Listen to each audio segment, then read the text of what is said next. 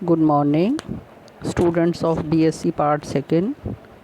मैं आपको thermodynamics and statistical physics का पेपर पढ़ा रही हूँ। आज का लेक्चर है यूनिट सेकेंड में प्रोडक्शन ऑफ लो टेम्परेचर में cooling by adiabatic demagnetisation of paramagnetic salt, यानी अणुचुंबकीय लवणों के रुद्रोष्म विचुंबकन द्वारा शीतलन। यह जो प्रीवियस लेक्चर है ये उसके आगे का लेक्चर है। प्रीवियस लेक्चर के अंदर हम इसको स्टार्ट करा चुके थे। हमने आपको प्रीवियस लेक्चर के अंदर बता दिया था कि अणुचुंबकीय लवण क्या होते हैं और किस प्रकार से अणुचुंबकीय लवणों के रुद्रोष्म विचुंबकन द्वारा यानी एडियाबैटिक डीमैग्नेटाइजेशन के द्वारा किसी भी पैरामैग्नेटिक सॉल्ट यानी लवण का टेम्परेचर डाउन किया जा सकता है। मैं फिर से थोड़ा सा यहाँ पर आपको रिपीट कर देती हूँ और उसके बाद हम आज उसका जो थ्योरी वाला पार्ट है उसको आज हम कंप्लीट करेंगे, जिसके अंदर हम ये आपको समझाएंगे कि ऊष्मागतिकी के द्वारा यानी थर्मोडायनेमिक्स के द्वारा इसको कैसे कैलकुलेट किया जाता है कि कितनी मैग्नेटिक फील्ड लगाकर हम किसी भी पदार्थ का टेम्परेचर डाउन कर सकते हैं।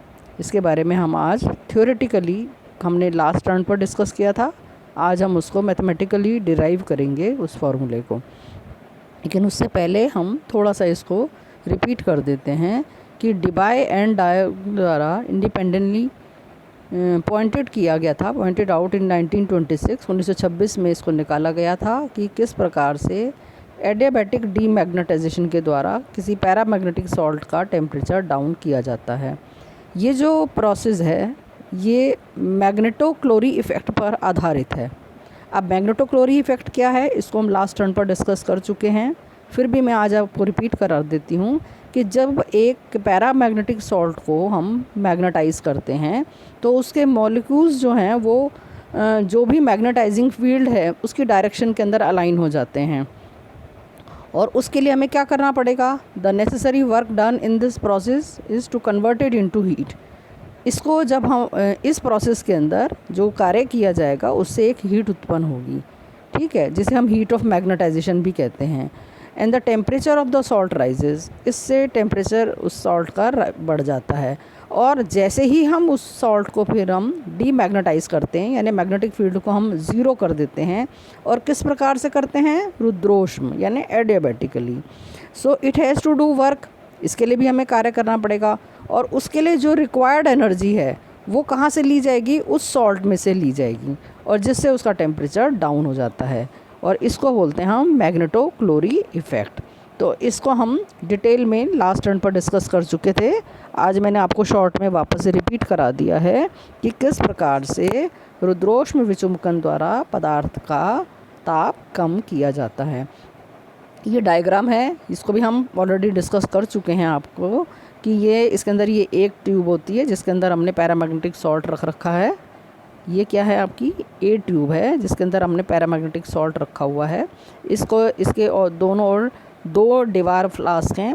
पहला फ्लास्क जो है उसके अंदर लिक्विड हीलियम है, दूसरे दीवार फ्लास्क के अंदर लिक्विड हाइड्रोजन है, जिससे कि इसके बीच में इस प्रकार से क्रिया होती है कि ना तो हीट बाहर जा सकती है ना अंदर जा सकती है, जिससे कि जो डीमैग्नेटाइजेशन है वो एडियाबैटिक हो जाता है, ठीक है।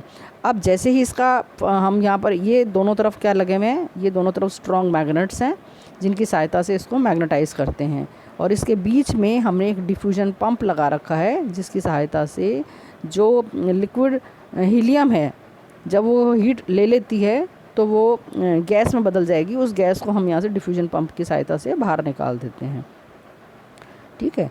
और इसमें अब है इसका थ्योरी वाला पार्ट। आज हम इसका थ्योरी वाला पार्ट कवर करेंगे।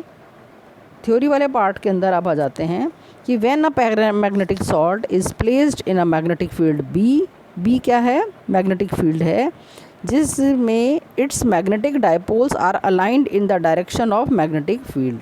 उसके जो मैग्नेटिक डायपोल्स हैं वो उस जो भी मैग्नेटाइजिंग फील्ड है उसकी दिशा के अंदर अलाइन हो जाते हैं।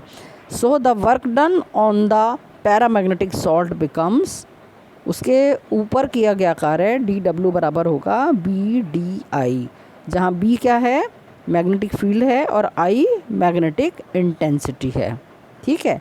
फिर से वापस से यहाँ तक रिपीट कर देती हूँ कि जब किसी पैरामैग्नेटिक सॉल्ट को, जैसा कि इसके अंदर दिखाया गया है, जो ए नली के अंदर है उस पर यदि हम स्ट्रॉन्ग मैग्नेटिक फील्ड लगा देते हैं, मैग्नेटिक फील्ड ऑन करते ही क्या होगा, उसके वो जो मैग्नेटिक डायपोल्स हैं वो उस फील्ड की दिशा में अलाइन हो जाते हैं, क्योंकि ये सॉल्ट कैसा है, आपका पैरामैग्नेटिक सॉल्ट है। और पैरामैग्नेटिक सॉल्ट क्या होता है ये भी हम ऑलरेडी प्रीवियस लेक्चर के अंदर डिस्कस कर चुके हैं।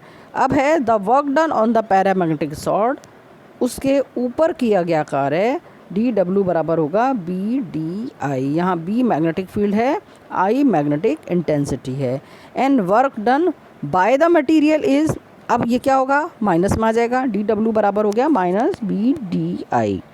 थर्मोडायनेमिक्स के पहले नियम के अनुसार सभी जानते हैं बच्चों, डी क्यू बराबर होता है D you plus D W. D Q supplied heat, D you change in internal energy and D W किया गया कार्य। अब यहाँ पर चूँकि पदार्थ जो है आपका मैग्नेटिक मटेरियल है, सो उसके द्वारा जो किया गया कार्य है वो दो प्रकार का होगा। डी डब्ल्यू बराबर यानी mechanical work plus work done due to magnetization. अब मैकेनिकल वर्क बराबर क्या होता है, ऑलरेडी नो, आप लोग सभी जानते हो, पी डी वी। पी क्या है, pressure, D V change in volume plus minus B D I, यानी P D V is equal to minus B D I. अब यहाँ पर चूँकि जो पदार्थ है हमारा सॉलिड ले रखा है हमने, पैरामैग्नेटिक सॉल्ट कैसा है, सॉलिड फॉर्म में है, इसलिए इतनी सी मैग्नेटिक फील्ड लगाने पर उसके वॉल्यूम में चेंज नेग्लिजिबल होगा। So D V comes out to be zero, इसलिए हम फर्स्ट पार्ट वर्क डन का ज़ीरो कर देते हैं और डी डब्ल्यू बराबर हो जाता है माइनस बी डी आई। ये हो गया आपका work done, D W is equal to minus B D I. Now therefore the thermodynamics first law comes out to be D Q is equal to D U minus B D I, यानी D W की value हम यहाँ पर रख देते हैं। Thermodynamics के दूसरे नियम के अनुसार डी क्यू बराबर क्या होता है, टी डी एस होता है, ठीक है। अब यहाँ पर हम मैक्सवेल्स का तीसरा समीकरण इस्तेमाल कर रहे हैं। According to Maxwell's thermodynamics third relation, D delta T upon delta P keeping constant S is equal to delta V upon delta S keeping constant P. P क्या है यहाँ पर, प्रेशर, और एस क्या है यहाँ पर, एंट्रोपी है।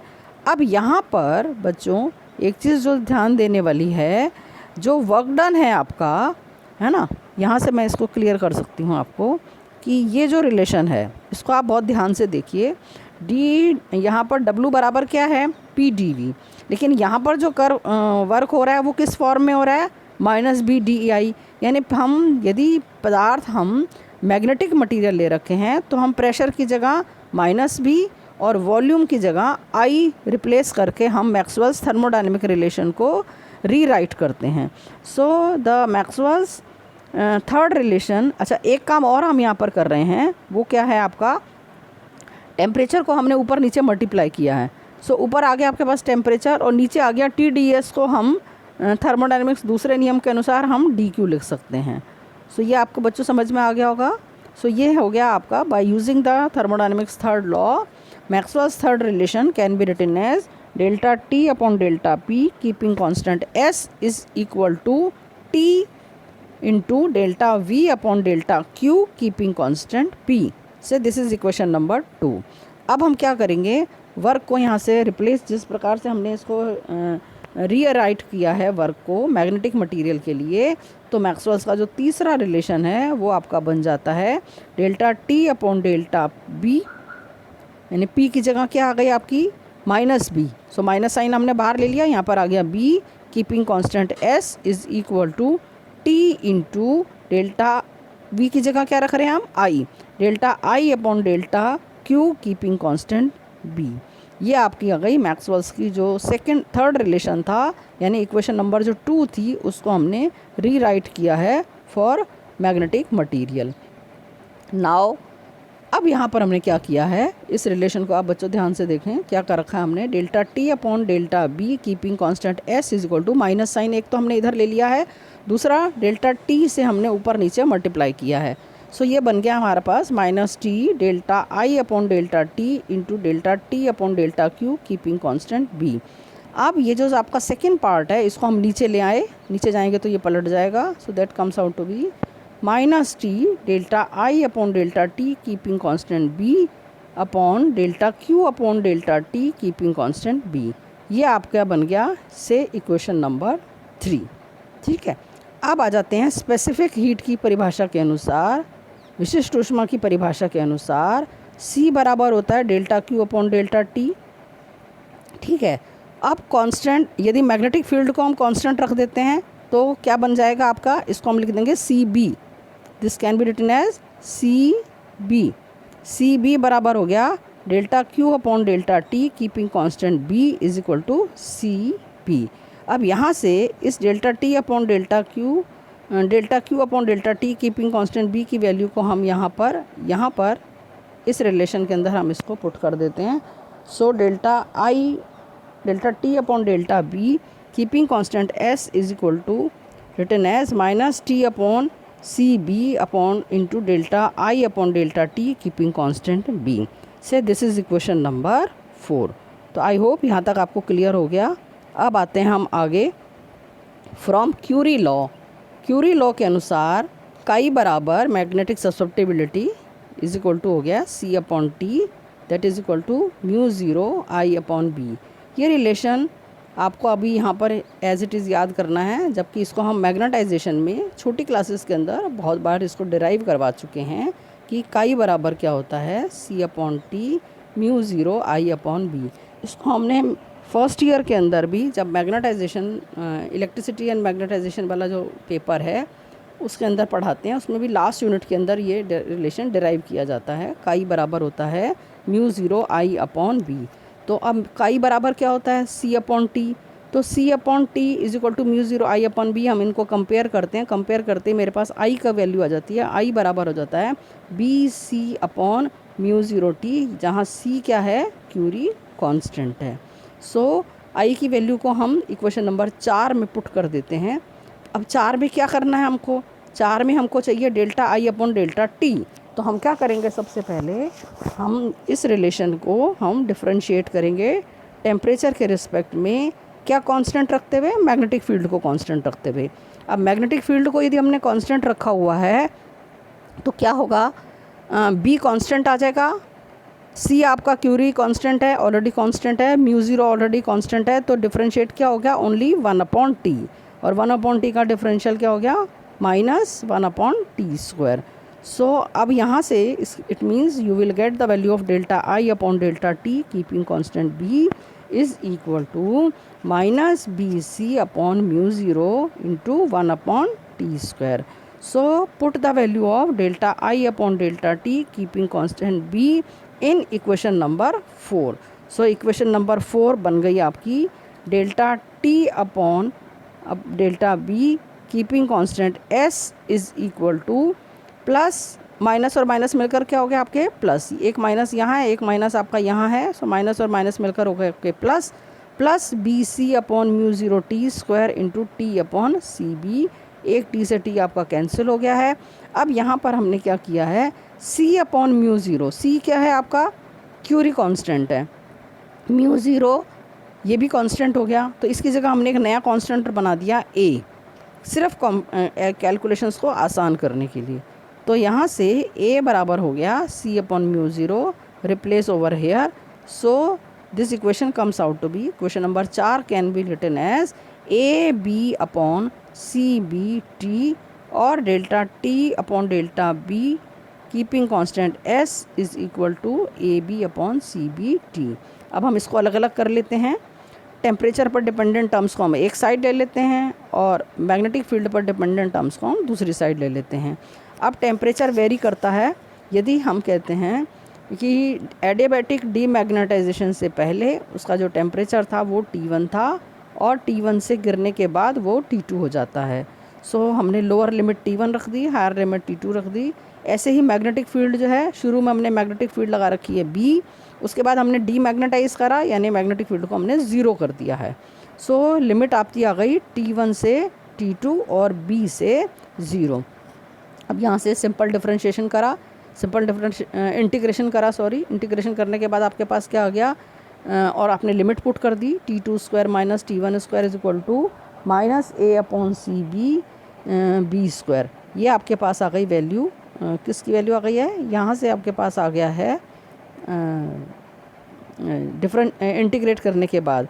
और आपको वैल्यू किसकी कैलकुलेट करनी थी, वैल्यू कैलकुलेट करनी थी t2 square. So t2 square comes out to be t1 square minus ab square upon cb, ठीक है। और t2 स्क्वायर बराबर हो गया, यहाँ से हमने क्या किया है, t1 स्क्वायर को हमने कॉमन ले लिया है।